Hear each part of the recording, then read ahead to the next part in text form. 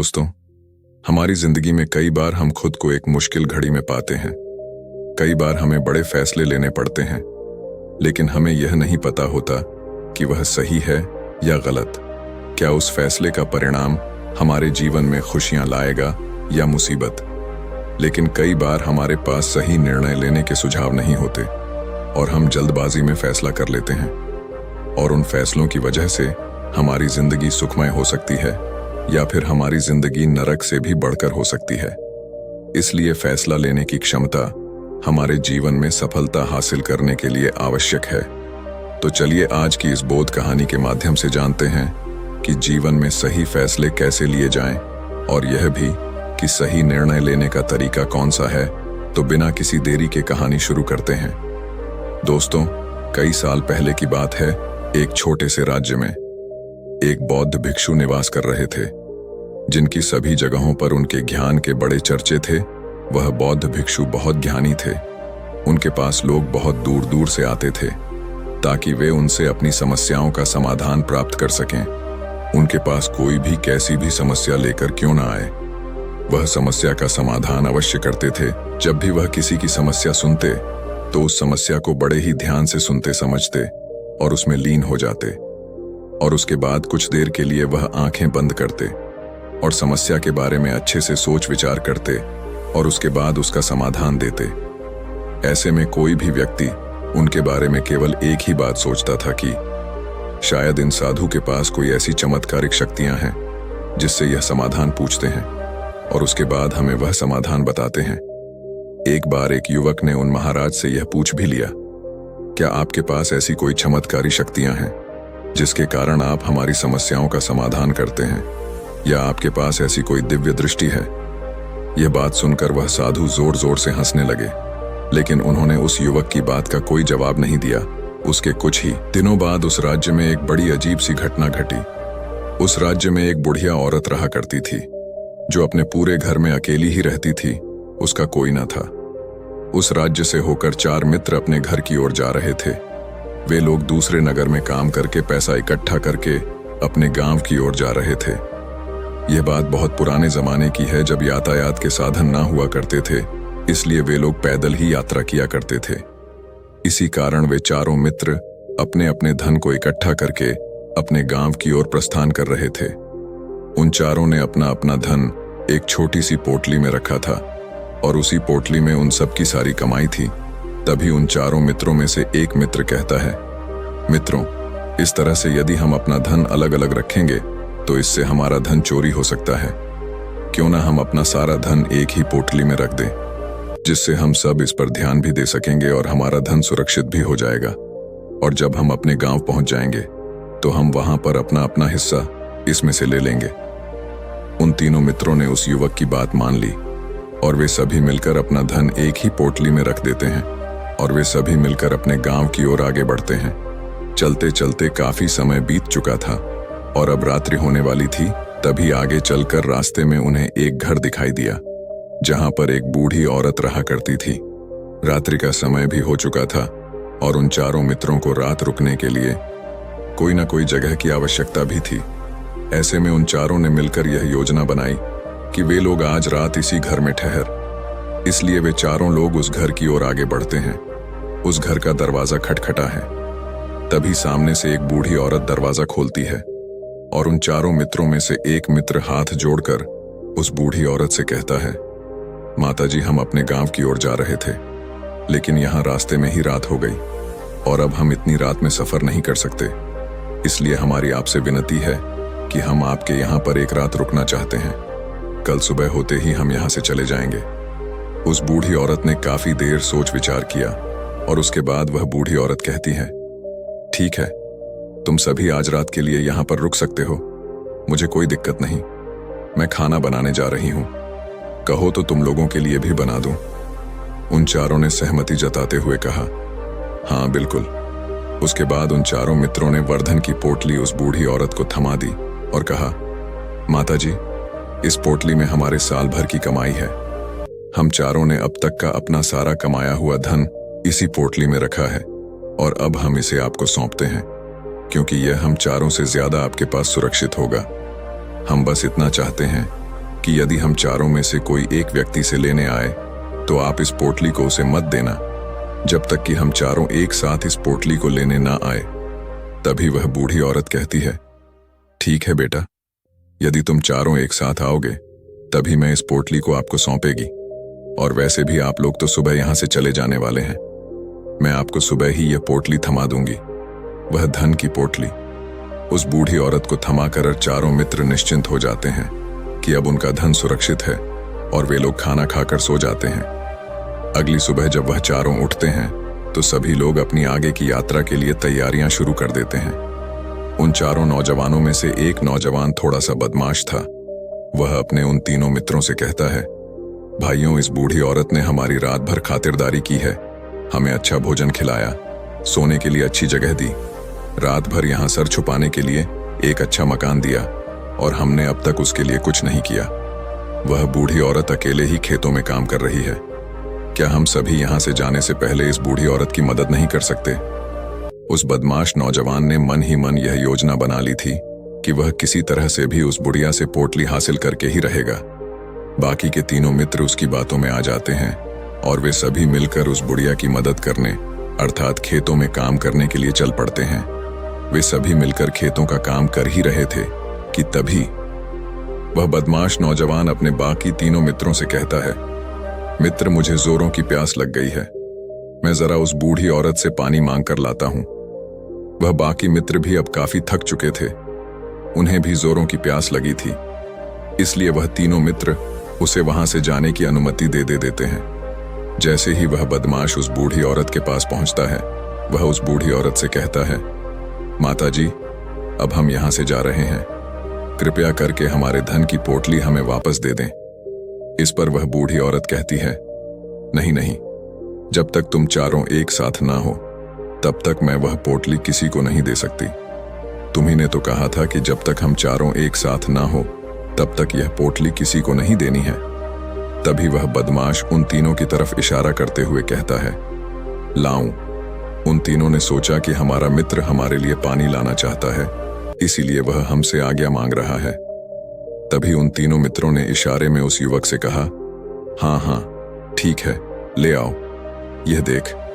उस बुढ़िया को यह लगने लगा कि अब यह चारों यहां से जा रहे हैं और यह अपनी पोटली मांग रहे हैं, इसलिए उस बुढ़िया ने वह कोट लाकर उस बदमाश के हाथों में रख दी और वह बदमाश उस पोटली को लेकर वहां से चला गया और बाकी के तीनों मित्र अपने खेत के काम में व्यस्त हो जाते हैं।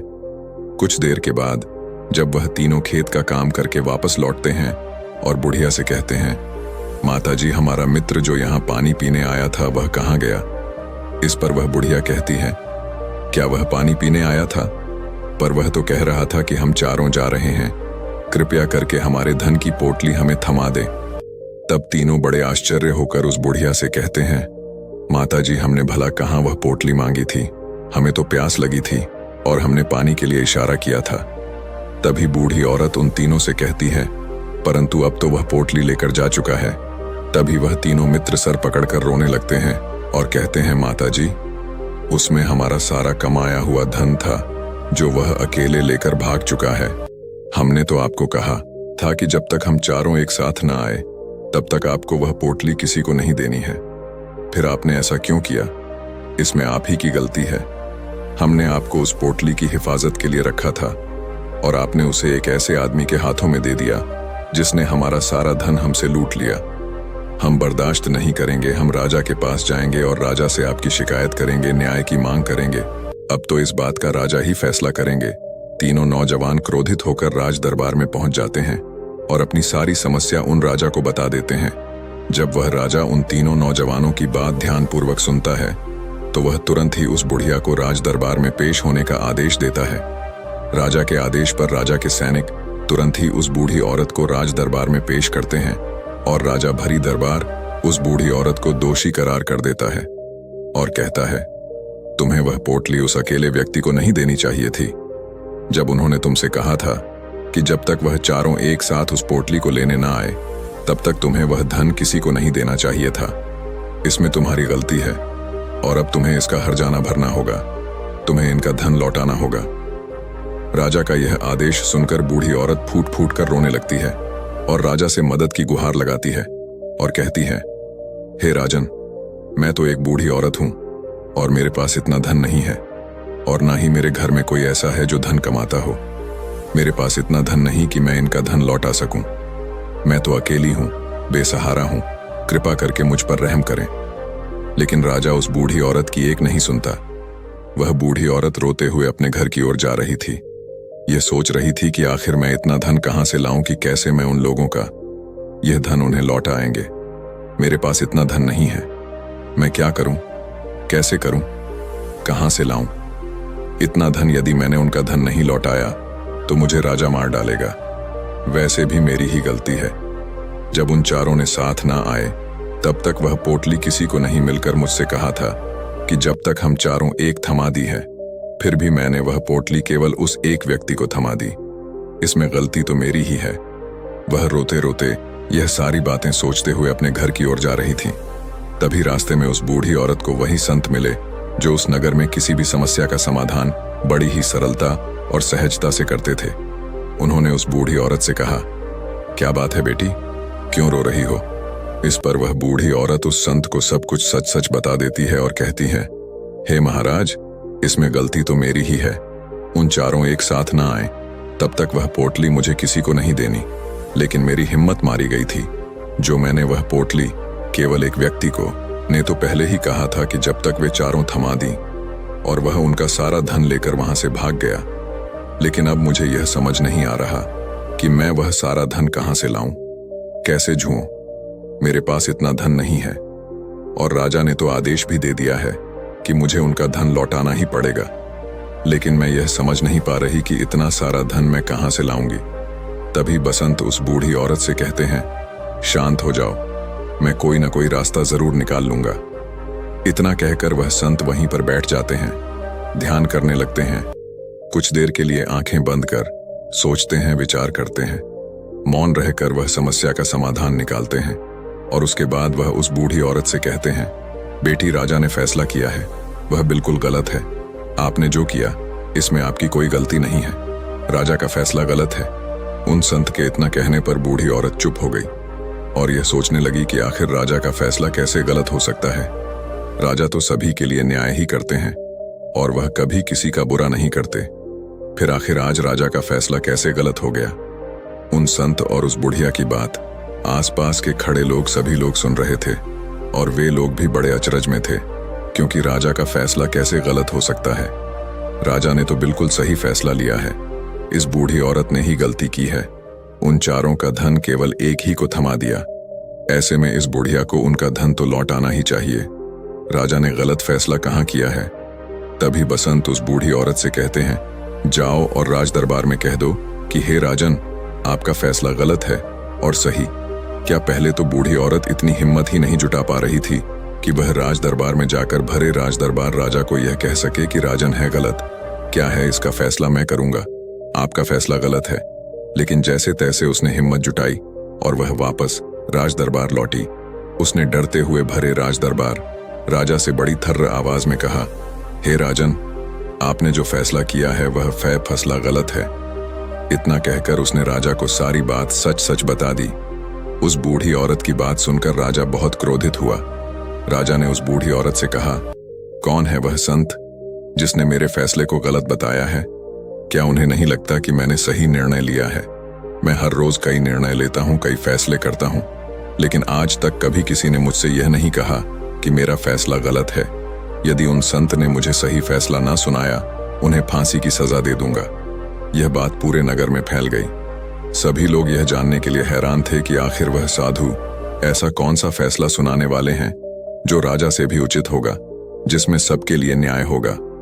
राजा ने अपने सैनिकों को तुरंत ही आदेश दिया कि जाओ और संत को राज दरबार में लाओ। राजा की आज्ञा के अनुसार वे सैनिक तुरंत ही उन संत को लेने के लिए निकल पड़े। वे लोग कुछ ही देर बाद उन संत को लेकर राज दरबार पहुंचे। राज दरबार में सभी लोग उपस्थित थे और सभी लोग उन संत के फैसले का इंतजार कर रहे थे। उन संत को देखकर राजा कहता है, महाराज, आपको ऐसा क्यों लगता है कि हमने जो फैसला किया है वह गलत है? इस बुढ़िया ने यह वादा किया था कि वह चारों लोगों को एक साथ ही वह पोटली थमाई गई। फिर आखिर उसने अपना वादा क्यों तोड़ा? इसने यह गलती क्यों की कि इसने केवल एक ही को पोटली थमा दी और वह उनका सारा धन लेकर यहां से भाग गया? तो क्या इसमें इसकी गलती नहीं है? क्या इसे इनका धन नहीं लौटाना चाहिए?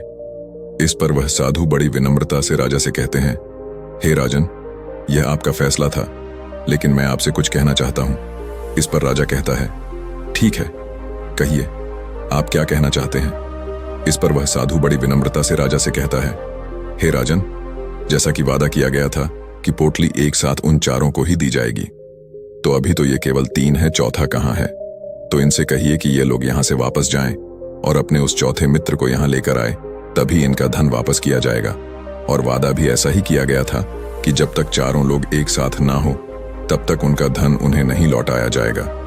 और यदि यह बूढ़ी औरत इन तीनों को धन लौटा देती है तो यह बूढ़ी औरत अपना वादा तोड़ देगी और यह सही नहीं है।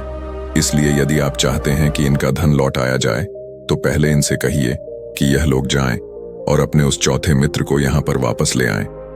उस राज दरबार में हर कोई इस बात को सुनकर बहुत खुश हुआ। सभी ने उन संत की बहुत तारीफ की। राजा भी उन संत के इस फैसले से पूरी तरह से सहमत था।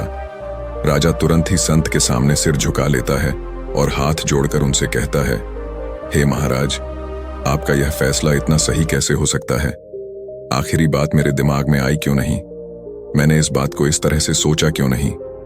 तभी वह साधु उस राजा से कहते हैं, हे राजन, आपके पास और भी काम होते हैं। आप दिन भर व्यस्त रहते हैं और आपको जल्दीबाजी में फैसले लेने पड़ते हैं। आपने इस मामले को सुना समझा, लेकिन इसे देखने में आप गलती कर गए। इसे आपने केवल ऊपरी तौर पर देखा। आपने इसकी गहराई तक जाने का प्रयास तक नहीं किया। यदि आपने इस मामले की गहराई को देखा होता, समझा होता, तो आप भी इसी नतीजे पर आते। जब तक हम किसी मामले की गहराई तक नहीं जाते, तब तक हम उसका सही समाधान नहीं निकाल सकते। लेकिन हम में से अधिकांश लोग तो अपने फैसले केवल जल्दीबाजी में लेना चाहते हैं, भले ही वह मामला कितना भी गंभीर क्यों ना हो। हमें तो बस अपना हक चाहिए, हमारा नाम होना चाहिए, भले ही फैसला हमारे लिए आगे चलकर हमारे लिए नुकसानदेह क्यों जाने के लिए सोचते तक नहीं। तभी वह राजा उन संत से कहता है, हे महाराज, क्या आपके पास ना हो, लेकिन हम तो उस मामले की गहराई तक कोई दिव्य शक्तियां हैं। क्या आपके पास ऐसी कोई चमत्कारिक शक्ति है जिसे आप सवाल करते हैं और बदले में वह आपको जवाब देती है, जिस कारण आप सटीक और सही समाधान बता पाते हैं? राजा की यह बात सुनकर वसंत मुस्कुराने लगे और राजा से कहते हैं, हे राजन, यह सवाल मुझसे कई लोगों ने पूछा है और मैंने कभी किसी का कोई जवाब नहीं दिया, लेकिन आप इस राज्य के राजा हैं, इसीलिए मैं आपके इस प्रश्न का उत्तर देता हूं। आप में से कई लोगों को यहां ऐसा लगता है कि मेरे पास कोई ऐसी शक्तियां हैं जिससे मैं बात कर सकता हूं, जिससे मैं कोई भी समस्या का समाधान पा सकता हूं। लेकिन मैं आप लोगों को एक बात सच सच बता देता हूं, मेरे पास ऐसी कोई शक्तियां नहीं हैं। मैं तो केवल हर मामले की गहराई तक सोचता हूं, उस बात पर विचार करता हूं, और जब मैं विचार करता हूं तो मेरे सामने कई सारे समाधान आते हैं, और जो समाधान मेरे सामने आते हैं मैं उन पर भी विचार करता हूं, उनके बारे में भी गहराई तक जाता हूं, और जब मुझे लगता है कि इस समस्या का समाधान यही होना चाहिए, तभी मैं समाधान उस व्यक्ति को देता हूं ताकि वह अपनी समस्या का समाधान कर सके। अब आप ही सोचिए, आप जल्दीबाजी में यह फैसला लेकर इस बुढ़िया का जीवन पूरी तरह से बर्बाद कर देते।